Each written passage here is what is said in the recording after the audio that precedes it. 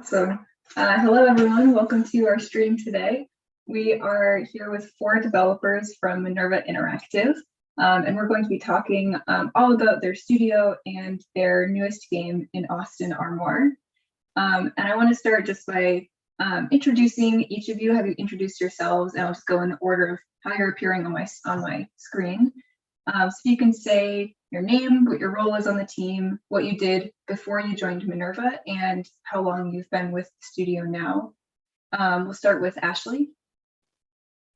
Hi, I'm Ashley Rivas. I'm the Unity developer and producer for Austen Armoire. I jumped in around, I think it was 2019, right after I had graduated from Full Sail University with a degree in game design. I've been jacking of all trades a little bit for the team, but primarily the developer. Nice. Allie? Hi, I'm Allie Jones. I was in charge of all the music for the game. I joined in, I believe, fall or winter of 2019. I was still finishing up that was my last year of getting my bachelor's in English Lit and music. So that's what I was doing at the time. What a good collaboration of degrees for working at Minerva. Yeah. Kristina. Hi, sorry, it took me a second to get off mute. My name is Kristina Colburn. I was the new kid on the team, or if you want to call me a kid. I joined in October of 2020 as release manager. Prior to working on Minerva, I have been come from a science background, geophysics, been a research scientist in that, but then also spent a good part of my career in IT for big companies and small, from Boeing and Microsoft down to small startups as a product manager, scrum master, and developer. So my main role, though, at Minerva was project management. And last and certainly not least, Yvette. Hi, I want to say thank you, first of all, to Indies for hosting us and letting us, talk about what we did, because it was a lot of work and a huge labor of love. My name is Yvette Waters, and I am the founder of Minerva Interactive. And I joined, I started this, the earliest started around probably Christmas of 2013 is when the ideating started. And Minerva Interactive got off the ground as an LLC in 2015. And we've been kind of finding our way towards what an illuminated novel is since then. And a lot of this was born out of my love of Jane Austen and literature and games. My background is in foreign language and lit, and it ended up being in video games. I have background with Nintendo and with Microsoft Game Studios. I'm a writer by trade, freelance these days, an editor. And I think I just lost my train of thought, but yes, that's it. That's who I am. Yeah, and that's a great segue to our first question, because Yvette, I want to ask you as the founder what the original vision was for Minerva. I'd actually been thinking specifically about a Jane Austen inspired game since the early 2000s, when I was at big game studios and working on a lot of titles that weren't for me, weren't for my demographic, were fun. They were good games to play. But I wanted something different, wanted something other than racing cars around a track. And so I started thinking about it. And then the Jane Austen stories themselves are kind of ripe for games because it is a very structured, rules-based society. So those ideas were percolating in the back of my mind.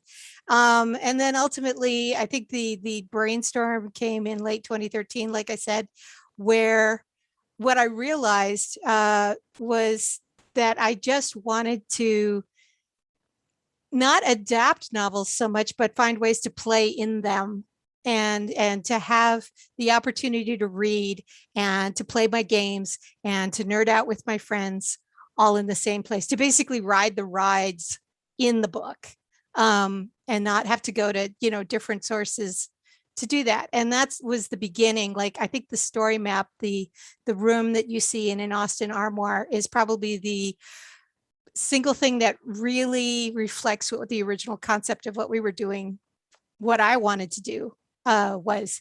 And so that's it. And so we started with Jane Austen because we love it and we wanted to play in that story. That's where we got playing the stories you love. And that was the founding. And then I guess, just on the logistical end, tremendous enthusiasm and stubbornness, I suppose. That's like an idea that wouldn't let go of me. And I think I bored a lot of friends over the years with this one, and leveraged my inheritance basically to stand this up, and get a group of people together who were just as excited and enthusiastic about doing it as I was, and kind of figure out how to stand up a studio and how to stand up a startup basically in an environment where startups by and for and about women and women's interests aren't given as much attention. And it's still hard, I won't lie. But yeah, we just were like, screw it, we're gonna do it. That's awesome. And now you're here. It's like a few years later, you've released your first project, which seems like very in line with what the original vision is. And like, how do you feel the studio has changed since the beginning, and changed now that your first game is out? Yeah, it's actually gone through quite an evolution. We were, for a lot of it in the beginning, was kind of feeling our way. What do we mean by an illuminated novel? What were we doing? Are we creating a game? Are we looking at a hybrid book publishing model? What are we doing? And we did build, between 2015 and 2017, we did build a prototype, which both looks like the finished Austen Armoire and doesn't, like, at all. And we kind of took that prototype to a bunch of cons and shows, and showed it to people and got a lot of feedback on what worked and what didn't work. And then Austen Armoire itself, the development really took off in 2017, where we focused on the thing that was really grabbing people, which was the paper dolls dressing game. It was the most developed thing in the prototype. It was the thing that seemed to attract people, combining elements of just like cosplay, and you're interacting with the characters and you can kind of do that, but it doesn't detract from the reading if you are spending time reading the novel. And so that's where we kind of focused it. And we said, let's put out volume 1, because that's what we can get out and get done in terms of the content around it, by the end of 2020. And we did aim for Jane Austen's birthday, and I'm very proud that we launched on her birthday. Thank you, Kristina. And that was our focus then, was to distill the best of the prototype. And then getting Ashley on board was huge, because she brought not only her cosplay background to it, but just a really clear-eyed game developer focus, game designer focus. This is what we could do. This is what's going to work. Let's solve these problems. How do we translate that into Unity? And that's kind of how we settled on Austen Armoire, how it finally looks. And, making a lot of decisions. At some point, you need to stop ideating and start just producing. So yeah, those were probably, in a nutshell, the evolution. I have about a million questions that I want to ask from that alone, because that's all so good. And I want to start, before we dive into An Austen Armoire, because I want to ask the questions like more specifically about the game as well. But before we do, I want to hear more about what it is like and what it means for you all to be a woman-led studio, which is something, Yvette, that you mentioned earlier, because that's relatively rare in games, and is partially why like this is so important to Diversity Collective, and partially why we wanted to talk to you all so much. And so I'm curious to hear from Allie how this has been impactful to your team and to the games that you make as well. I feel like to the team, it's personally, I feel a lot more heard because I'm in a woman.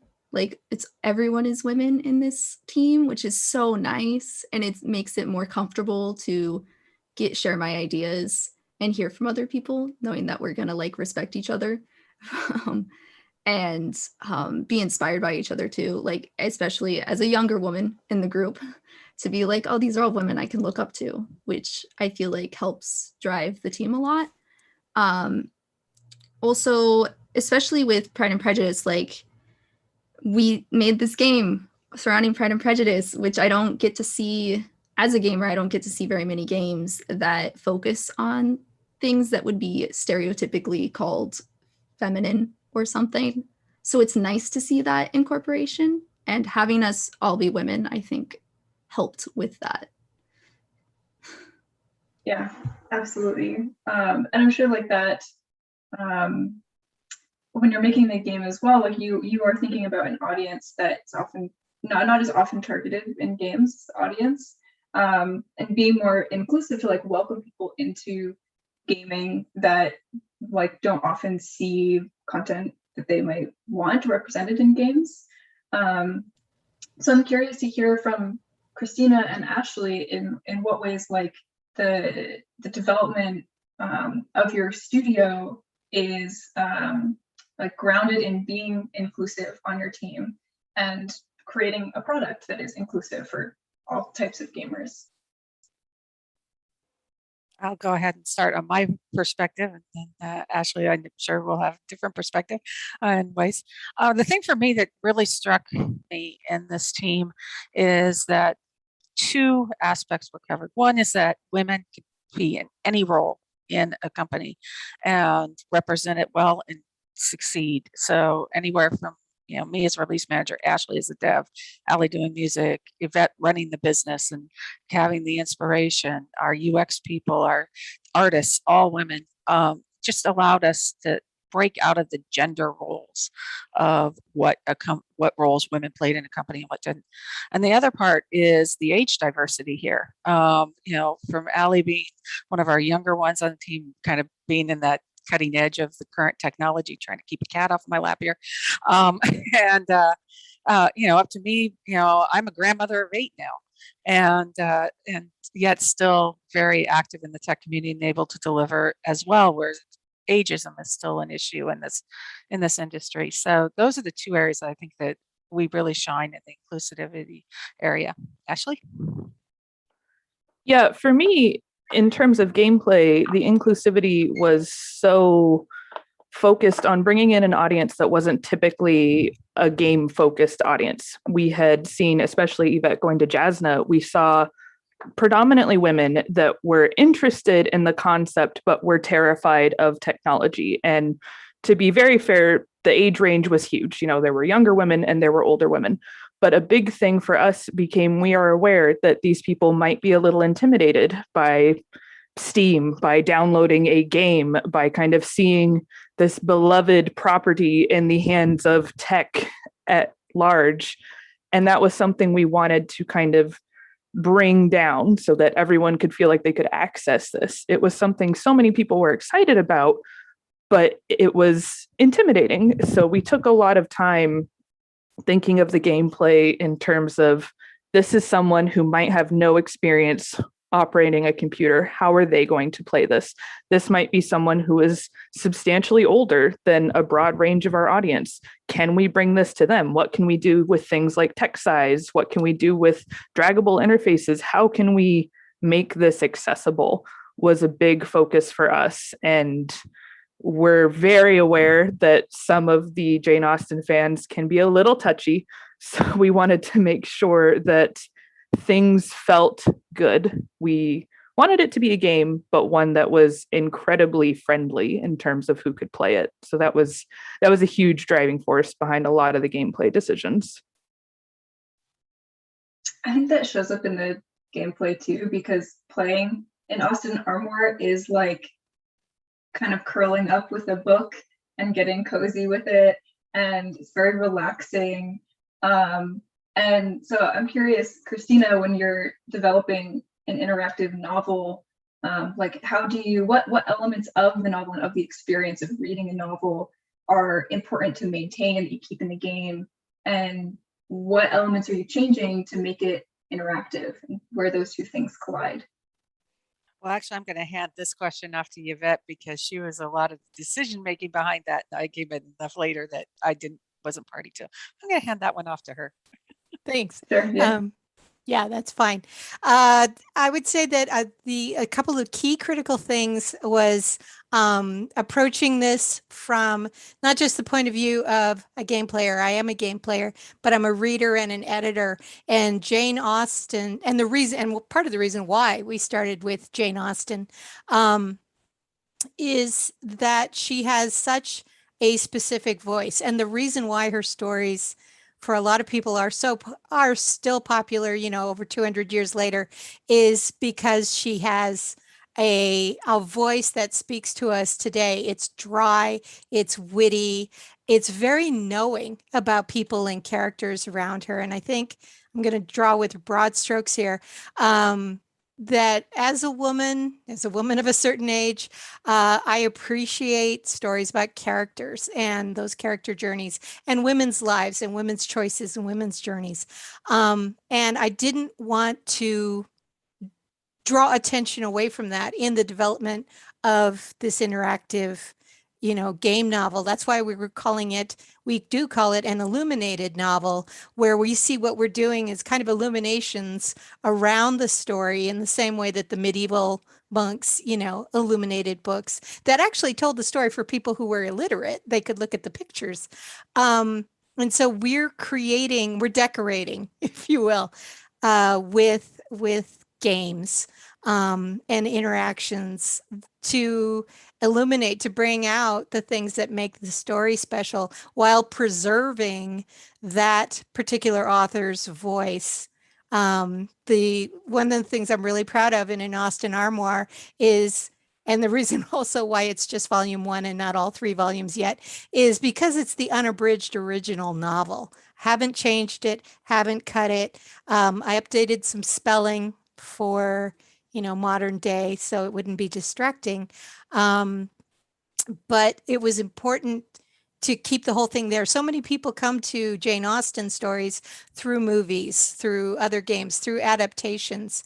And I wanted to create an environment where it wasn't intimidating for younger people, especially who are approaching the novel for the first time, to be able to interact with it in a way that uses media that people are used to using now, in the same way that we needed to make it accessible for older audiences who are used to, reading the book.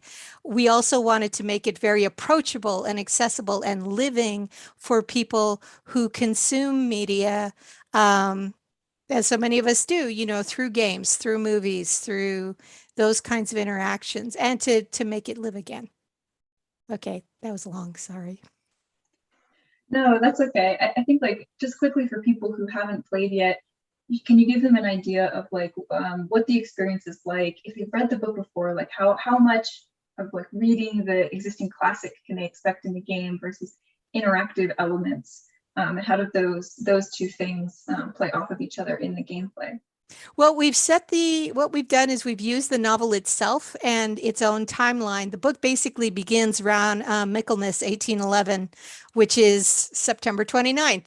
And so we built the whole, all of volume 1 takes place between September and December 1811. So we used a calendar model, if you will, to allow the story to unroll and set up the game in such a way that, again, it's cozy, it's snackable. You can come in and read a chapter or two, play a little bit of the game, dress your Jane and Elizabeth, and then pop out again and pop in and follow, like literally follow along on a calendar level as the story unfolds in the time it would have taken in those days for the story to unfold. And I thought that was nice because then you can kind of get that slower Regency period, sense of time.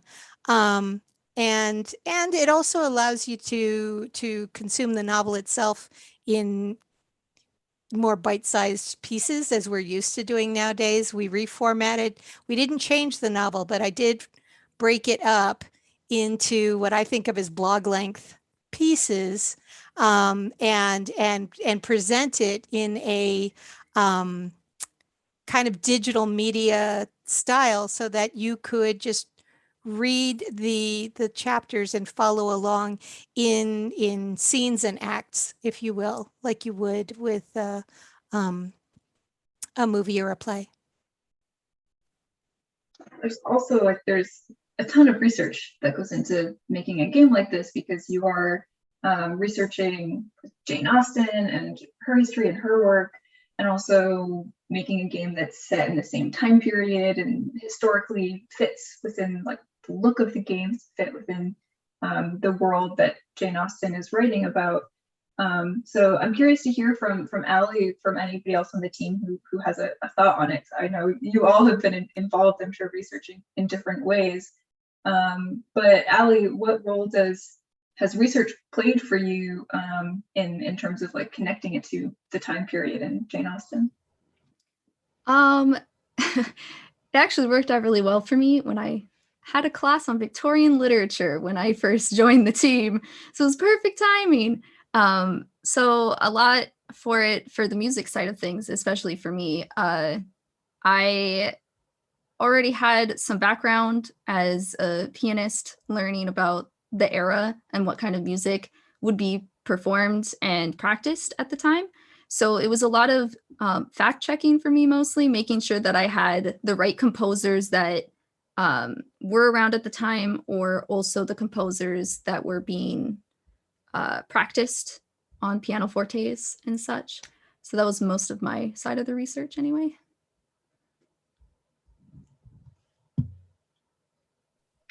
I want to ask Ashley, because I know we've talked a couple times about your role with cosplay when you joined the team, and that's sort of another side of research, is the look of the clothing in the world. And I know that y'all have really connected with the cosplayer community in the development of the clothing in the game as part of your researching. So I'm curious to hear more about why you chose to go that route, and what the relationship is between yourself and cosplayers, and yeah, tell us more about what the process of that was like.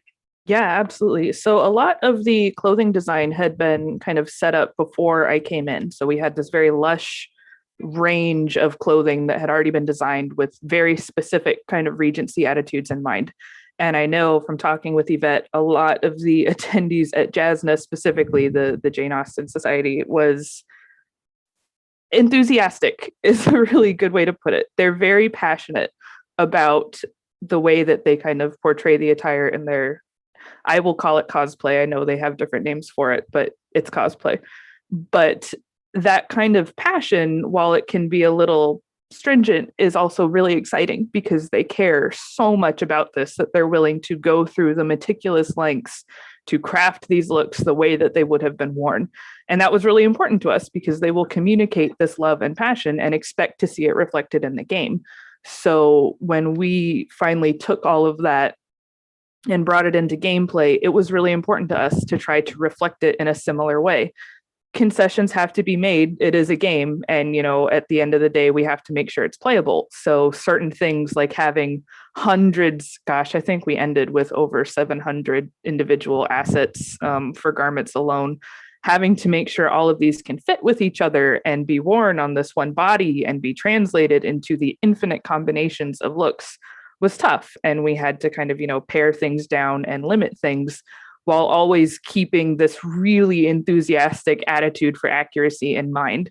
It was tough. It was a hard balance, but it was worth making, because you can't replace that enthusiasm from this audience. Like, that's the thing that is driving this game. So trying to meet that with a healthy compromise because of our limitations was the tricky part, I think. That's very cool, and it's interesting to hear about like the Jane Austen society. You said that like it dresses up in the clothing, the costumes, the cosplayers. But they're like different communities that ultimately share a goal in what they're doing. Like, is this the first time that this kind of connection has been made between like literature, forms of cosplay, and game cosplay, like coming together with a shared goal?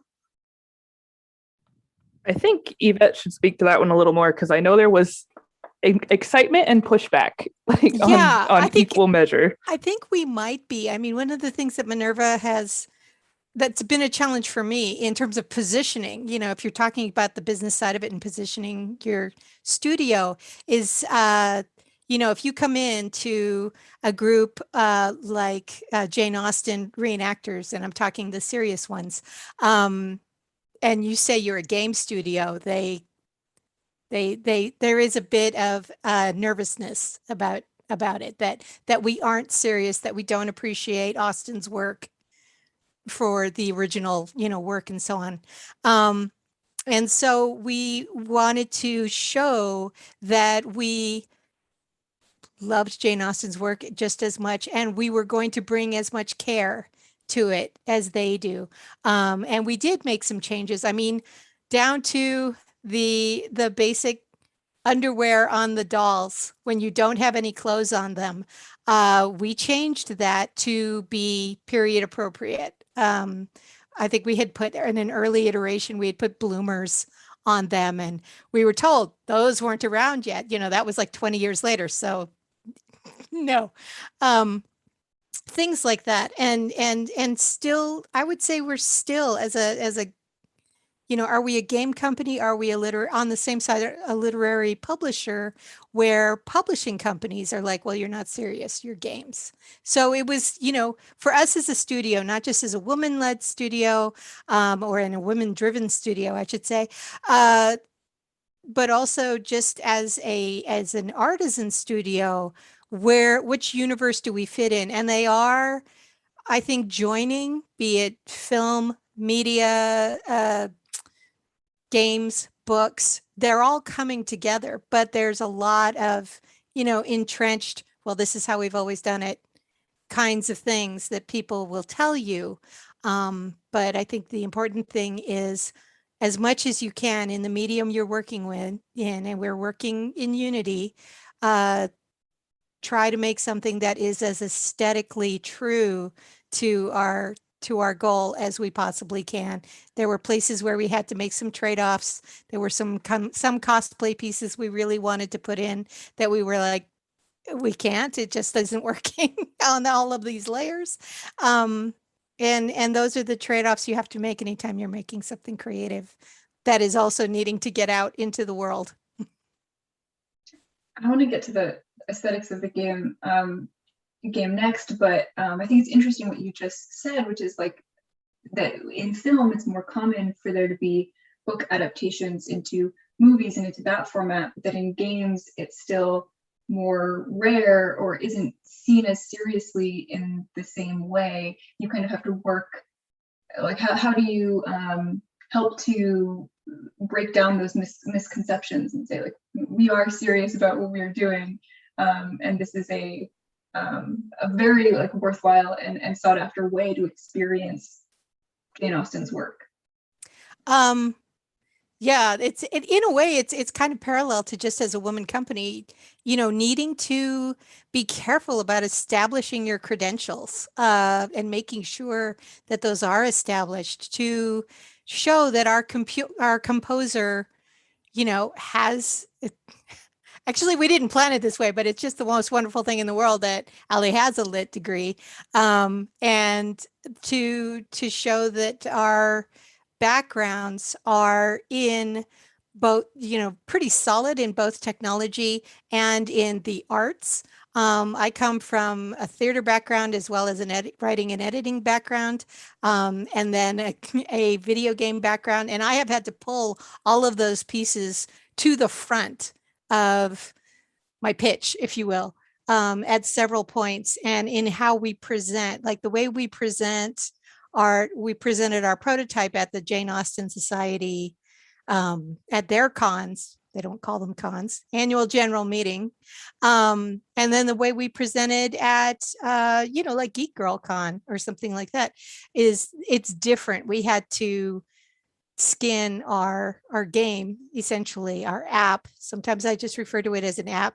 Mostly I think of it as an illuminated novel, when presenting it to the public. Nice. So getting back to now the aesthetics of the game, there's been press lately that's gone out in the past year about what it means for a game to be hand-drawn, and different articles about how games interpret that style of art differently, and what that means, again, like a game context and not in a purely art context.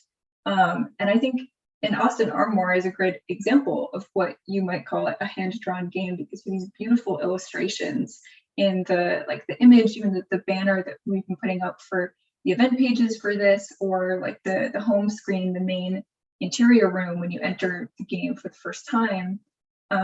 So I'm curious, Kristina, like when you talk about the game, like with other people, like pitching in press or just within the team, what was the conversation like for choosing this style of art for this story and this game?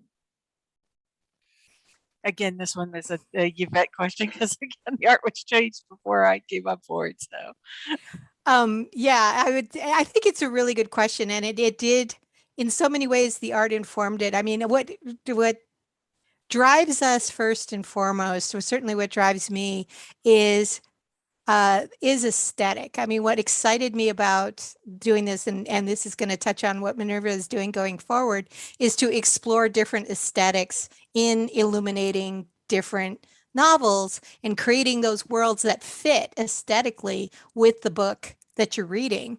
And in this case, with the hand-drawn work, the original founding of Minerva was between me and one of our artists, the artist who designed the paper dolls themselves.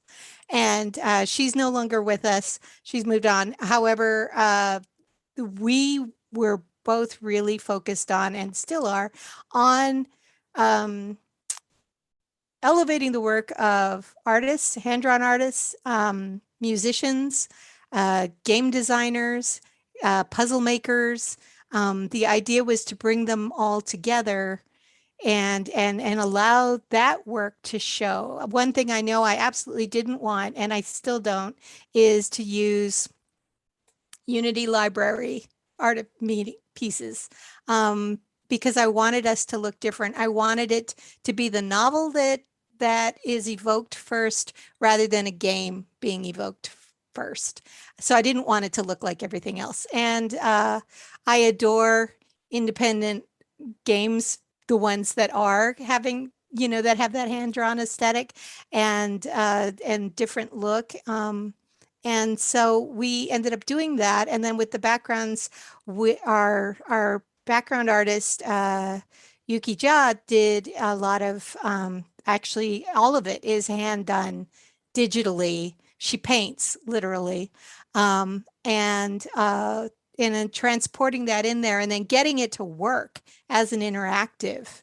That was probably our biggest challenge, and getting the different art styles to work together was something we were focused on and did a lot of work around. And we'll keep doing it. I think it's beautiful, and it's so unique too, because it does feel like a book illustration in a lot of ways. And I'm curious to hear from Allie too, in how, when you were writing the compositions and the music, you are inspired by the existing Jane Austen and the time period, like you said. But in what ways is the music and the soundtrack unique from you as well, and unique to An Austen Armoire? I think that I took a lot of inspiration from different composers from that time era and used a lot of the same kind of tricks from that time era and like elements of that era that make it unique. And I like to kind of blend things a little bit, which I think makes it more unique, is making it a sound that has all of the same aspects of something that would have been written at the time, but it has a couple more elements of just like slight ones of things that are more 20th century, just because I am 21st century and I've been composing in the 21st century. So I think that's what makes it a little bit more different and unique to the game, while still sounding very much like something that could have been written in the time.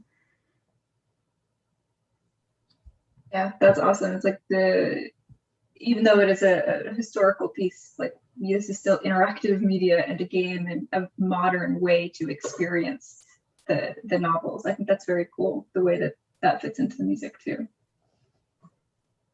So I'm curious now, your An Austen Armoire shipped in 2020 and relatively recently. So I'm curious to hear more what the process of shipping your first product as a team was like, and what went as expected and what was completely surprising. So for going through the release process, I'd always wanted to get involved in something that would be releasing on Steam in my first game type community. And so fortunately, one of the co-founders was a good friend of mine from Microsoft, who kind of called me and said, we need some help here. We need to see what we need to do and get some dates. So I joined. And it was going through the process with Steam was very interesting, very, very extensive documentation on how to do it. Very in need of refactoring because they have a lot of conflicting documentation because they point to different places. And so just trying to figure that out. But, it was actually a really fun process of learning what needed to be done, all the process, all the different stages, and figuring out the dates and with this team, what we could expect, and getting people onto the same page to drive towards that. It was highly collaborative and between me and the team on, what approach we would take on that, and kind of just bringing in some, Scrum-like practices and typical project management type of things to help make sure that we stayed on pace. And fortunately, the thing that really surprised me the most is that nailed the date right out of the gate. The date, figured out how to do it, and we got it. So for my first Steam release, I was pretty happy about that. And just everybody was such a great team to really work with and figure out how to make that work for everybody involved. So it was a lot of fun, and I look forward to future releases. And you and Yvette both, prior to being at Minerva, were working at larger studios. You mentioned Microsoft a couple of times, Nintendo. What's the experience like moving from a larger team and now working on an indie team and shipping a product with less people? Tell me a little bit about how that transition's been like for each of you. So for me, this isn't my first small team. I've been on a couple startups as well before. I co-founded one of my own that COVID unfortunately kind of shut down. So that's not so new for me. What was really new for me was not being the only woman in the room in these cases. And so to have that collaboration was just a very different way of working together. Yeah, it is a very different world. It's a lot more agile. It's a lot more collaborative. You aren't beholden to previous processes, previous ways of doing things. So we had a chance to figure things out on our own and decide as a team how we're going to work together. And that's one of the beautiful things about being in a small studio, because you get ownership of not only of that small piece you do or whatever, you get ownership of the whole product. and each and every one of us gets that together as a group. And that I find to be the fun part about being a part of a small group like this. Yeah, I would add on to that from, in my background, I've been the sole woman on a team of 22 engineers, working on an SDK, and then, large teams with large game teams with a lot of money and a lot of people and a lot of resources behind them. And the game still didn't ship. You know what I mean? It's like these companies spend literally millions of dollars on titles that we all hear about and that never see the light of day. So a lot of what was driving me personally, just from a business end and a technology end, and having spent my career in these kinds of orgs over time, plus having a background in professional and semi-professional theater in Seattle, where we've mounted shows on a shoestring, like literally putting on shows in parks and in my uncle's barn and whatever, that you can create great art, magical moments, joy in people without a lot of money, but you just need to have a problem-solving attitude and a real desire to do it. And that's kind of probably the biggest difference coming into this. Like I said, I mean, Minerva is bootstrapped, and we still are right now. So we had to make a lot of choices based on what we had, the resources we had. But we are so fortunate in that I'm so fortunate in that the team that we've put together is so talented and so intelligent and so loving with each other and respectful of each other that we are making something that's worthwhile. And okay, I'm going to stop now because I'm going to get all mushy. And that was the biggest difference. But you have so much more autonomy when you're on a small team. At the same time, it's all on you when you're on a small team. I guess that's what I'd say. Yeah, I think that's awesome. Like you care about what you are making, which shows a lot, I think, and you care about each other in your team too, which I think is special. Like that's a special thing. Kristina, you mentioned before that 2020 had an effect on a startup that you founded prior to joining Minerva. And for Yvette, Kristina, whoever wants to answer, I'm curious to hear how 2020 has changed development for you. Obviously, like cons cannot happen, and you still shipped in 2020, which is like it's a hard thing. It's a hard year for a lot of people. So how did 2020 affect the development here for you? I can speak on my side. I mean, one of the big reasons that my startup had to shut down was that the two co-founders had small kids. Suddenly they were at home and all of that stuff. And the whole financial situation changed for them more than anybody else. I got lucky. I was still able to work. This putting everybody into a remote sense and having to do Zoom and, whatever types of calls we were on at the time, Teams. It was an adjustment period, but I think that allowed for this to happen in a way that probably couldn't have before. And to really have that collaboration while still maintaining our lives. I was caregiving for a parent, Ashley, new mom, all of these things playing into role. Yvette was also caring for a parent at the time.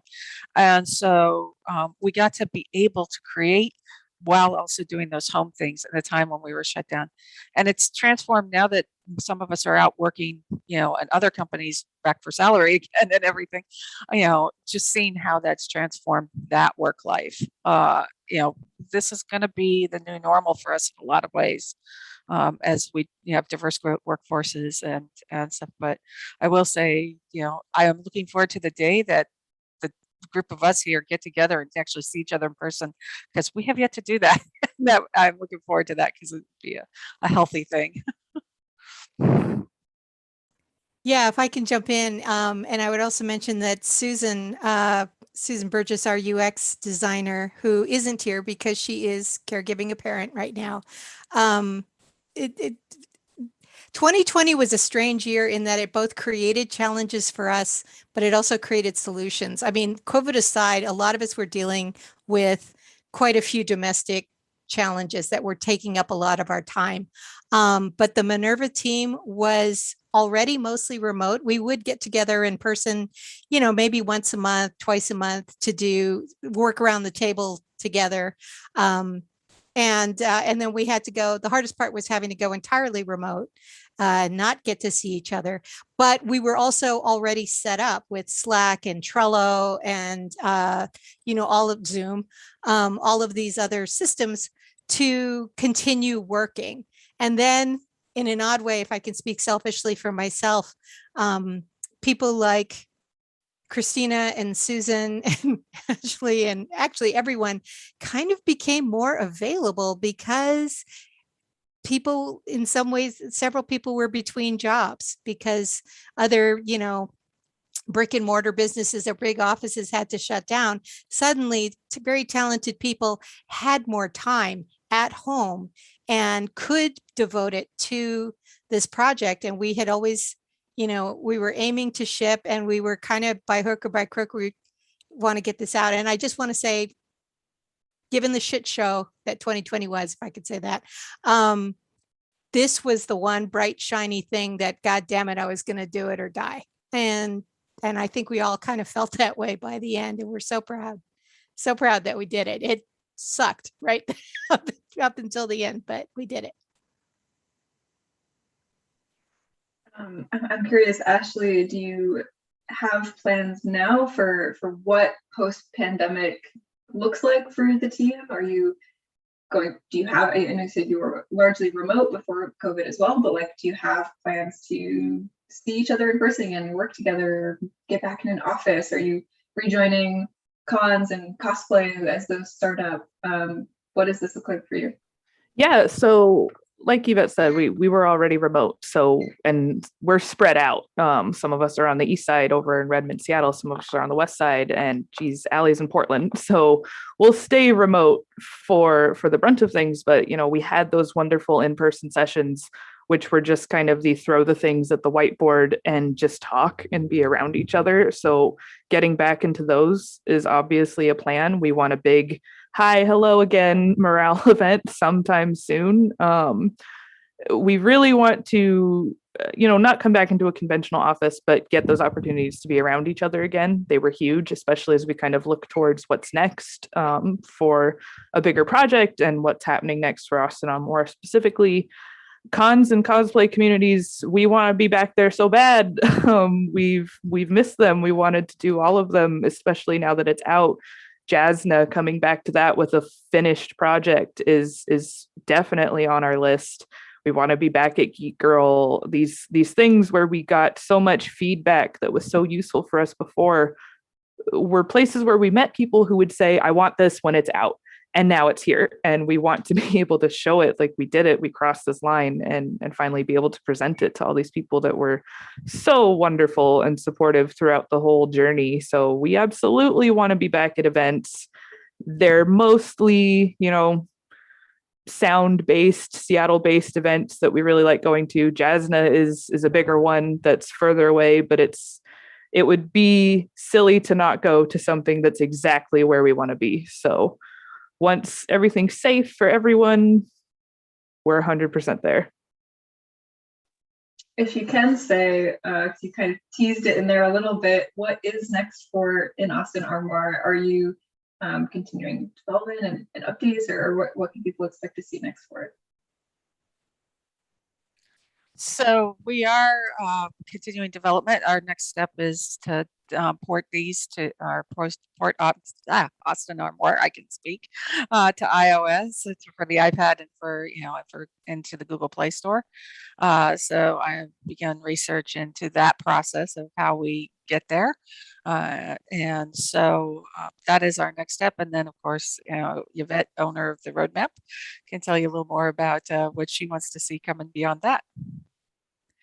Yeah, our goal has always been to put Austen Armoire and all of our illuminated books on tablets, because we think that's going to it's going to make most sense for the reading and playing experience and how people consume books and how they play games. So yeah, working on the mobile port for Austen Armoire Volume 1. I'm obviously looking at the budget and how we get there. We've also always been focused on what our next, in the back of the mind burning, and it's kind of moving to the front burner now, is what is the next book, what's beyond Austen. We have a love, I certainly do, of classic stories, and I think not enough attention has been given lately to different genres and works of fiction that are, kind of not getting as much love out there. I love steampunk. I'm probably driven more by aesthetic choices. So I want to do something in that genre. And so we're looking at other classic novels that we can adapt this way.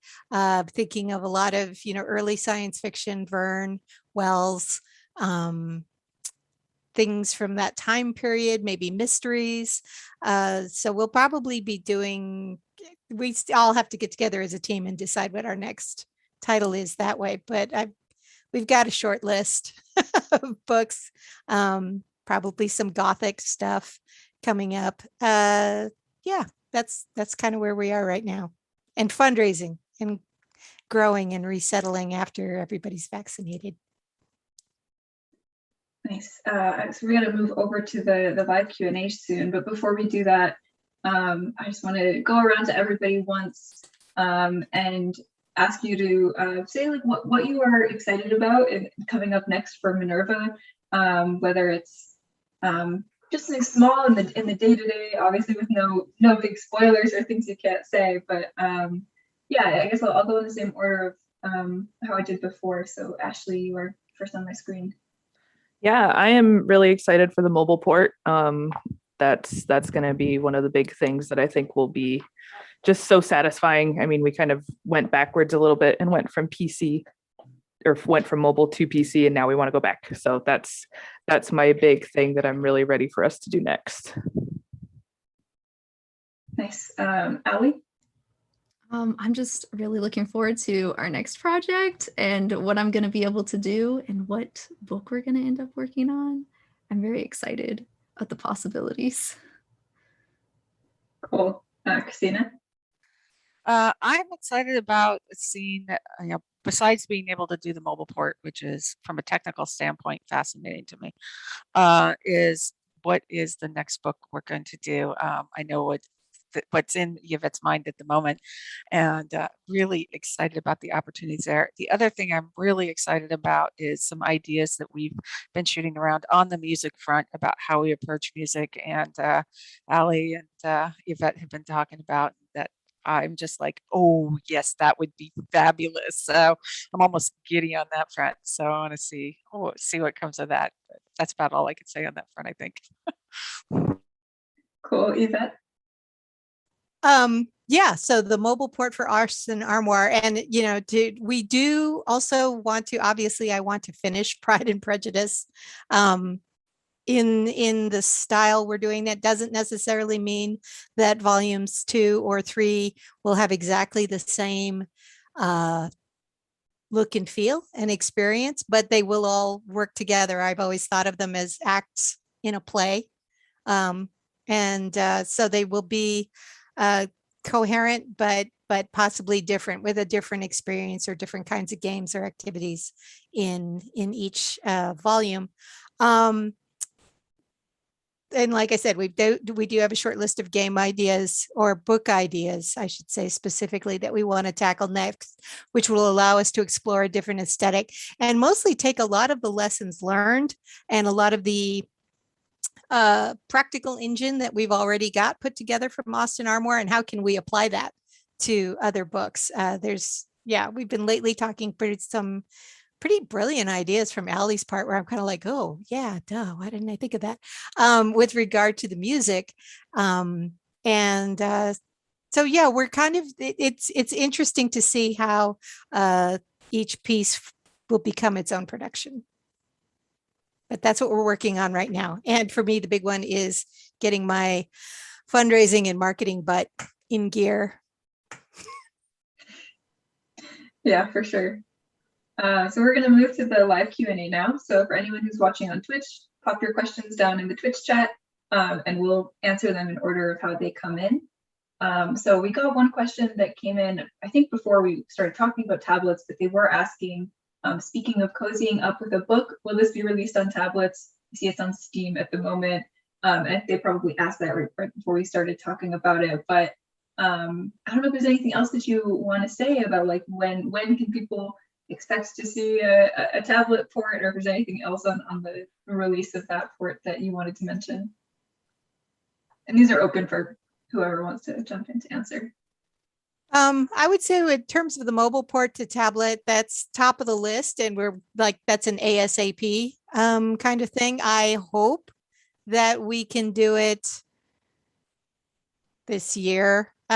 2021 has been a little bit of a year of aftershocks after 2020. So we are maybe not moving as fast as we'd like, but we are moving. And I would say as soon as we can, we'll be announcing it. And I'm hoping to get that out before the end of the year.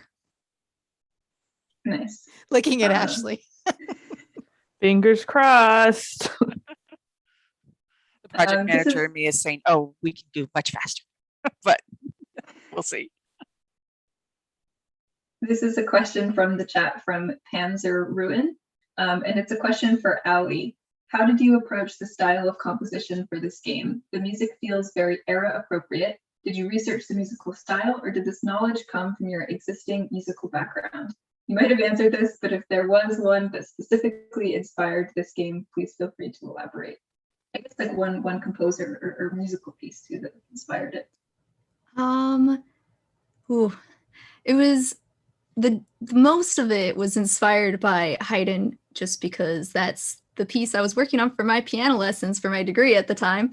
So I was listening to a lot of Haydn and elements of runs and scales and ornaments that he was doing, as well as a Henry Purcell piece that is played in the 2005 adaptation of Pride and Prejudice, because I love that piece so much. And so I listened to that a lot and got a lot of inspiration from that.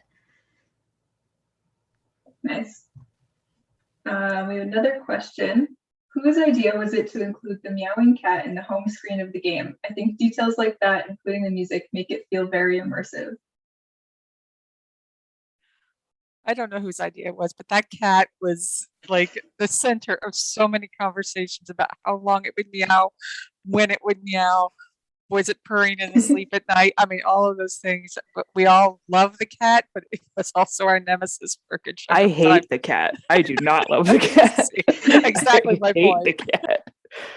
But it was a changed idea too. Like it was originally going to be clickable, and then it would meow, and then it changed to running on its own at a much more manageable interval. Yeah, that was, I mean, quite a few of us, I think almost all of us have pets, and definitely there are a lot of cats. And at the risk of sounding like a crazy cat lady, I wanted the cat animated. I wanted it to be like an Easter egg that would pop up and leave the room and come back in and do all of these things. But yeah, the overhead management of the cat became kind of odd. So I think we settled on somewhere of a happy medium, but we want to continue to put in, just little touches like that throughout the work. Every work is to find those moments of just fun. And this isn't here for any other reason other than we thought it was fun. It was a big thing for us to make the map feel alive, like you were sitting in a space. So adding things like the cat and adding the streaming lighting and things like that to just make it feel a little more lush and to complement, all of the work that Yuki had done on this background. That was really important. So it was a little thing, but it became kind of a staple of the space. That's one of those things that sometimes is harder in games than it sounds like. with the challenges of when the cat meows and how to figure out what its interactions It were on was the home responsible for so many bug hunts that I can't fathom it, how it would just vanish and come back. It was like a cat. It was like an actual cat by the end of the day. So we have another question in the chat.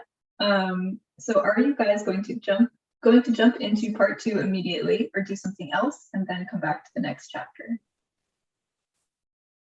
I think right now we're leaning towards doing something else, just because it's funny, you know, normally I would be the total target audience for a show like Bridgerton. I have still not watched it because we were so Regency overloaded by the time we shipped that we needed to take a break. Love Jane Austen, will return. We'll do volumes 2 and 3, but we'll probably do something really different. I'm also really interested in exploring, like I mentioned, with other classic authors like Verne or Wells or somebody like that, or Bram Stoker for that matter. To find the ways to inject more of the feminine perspective in these works. And in that case, we will be doing more adaptation, maybe some gender swapped characters, things like that, to present a take on these classic works that include women and in roles where they have agency in those stories. Because I love the stories. And, you know, I grew up like a huge Lord of the Rings fan, and I wanted to be Aragorn, you know. It's like, I would like to see that, more of that. I think for a lot of us, we were inspired by those books. I know my career was defined by a lot of the early science fiction, and that you know, to have that perspective that it did inspire women as well as men. But we always were wishing, why aren't we shown there? Why can't we be there? So I'm curious if you know, talking about adding women into stories or gender swapping, are you also thinking about including people of color into stories, which is something that Bridgerton actually did pretty well? Mm-hmm. That's something you're thinking about too. Yeah, absolutely. In fact, one of the things that we talked about while developing, and it's very interesting, in having developed Austen Armoire in the time period between, you know, 2013, when we started these ideas, so much awareness has improved. And I'm speaking as a Gen X woman when I say this, that many things that I took for granted growing up, like, well, this is the way it is, or these are the things that you see. I look back now and I'm like, wow, we should have, could have, would have, should have done that in Austen Armoire Volume 1. We certainly will going forward. And just some of these tropes and these ideas that you take for granted that you don't realize are tropes. Now we're starting to see that more. And I'm eager to see that both from a gender perspective, but also a you know, racial diversity and intersectional perspective, and kind of put that more into our work. Certainly talking to people from our point of view, that how do we tell women's stories and women identifying stories in an inclusive way, in a interesting way, and how do we find ways to refresh what are really good stories, but they were just always, you know, because they were written by Victorian men or whatever, they were told from that point of view. Can you tell that story in a way that's true to the story, and just, you know, have more people in the room for it, in the characters? I'm so excited to see what you do in that area with adapting the stories. So I'm excited to see what's up next for you all as well.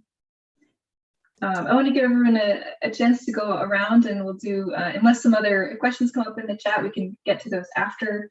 But I want to do one last round for everyone to have a chance to plug where people can find you online, Twitter, LinkedIn, or wherever you're doing things online these days.